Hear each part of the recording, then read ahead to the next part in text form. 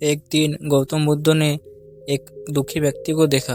व्यक्ति बुद्ध के चरणों में गिरकर अपनी दुख दूर करने के उपाय जानना चाहता था। बुद्ध ने उस व्यक्ति को अपने पास बिठाया और बोले, तुम व्यर्थों में चिंतित हो रहे हो। सुख दुख हमेशा नहीं रहते। मैं तुम्हें एक कथा सुनाता हूँ, ध्यान से सुनो। किसी नगर में एक सेठ रहता था, बड़ा ही उदार और परोपकारी था।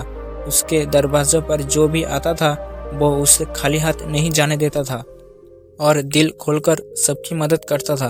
एक दिन उसके वह एक आदमी आया। उसके हाथ में एक पर्चा था जिसे वो बेचना चाहता था। उसके पर्चे पर लिखा था, सदा ना रहे।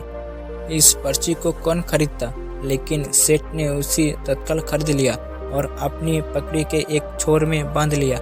नगर के कुछ लोग सेठ से ईर्ष्या करते थे।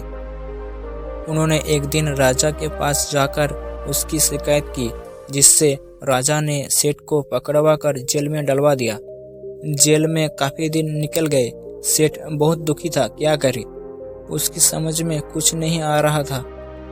एक दिन सेठ का हाथ पकड़ी के गांठ पर पड़ गया। उसने गांठ को खोलकर पर्ची निकाला और उसे पढ़ा।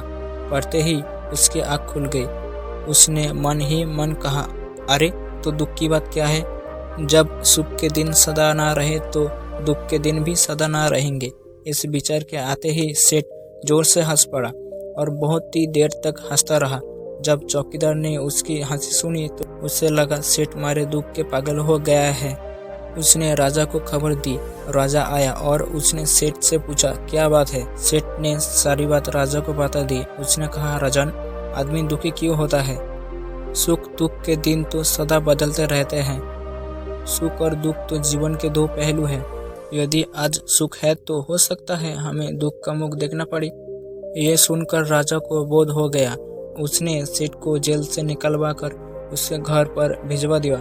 सेठ आनंद से रहने लगा, क्योंकि उसे ज्ञात हो गया था कि सुख के साथ साथ दुख के दिन भी सदा नहीं रहते। बुद्ध के मुंह से ये कथा सुनकर उस व्यक्ति के मन का बोझ हल्का हो गया। उसने गौतम बुद्ध का आशीर्वाद लिया और अपने घर की ओर चल पड़ा।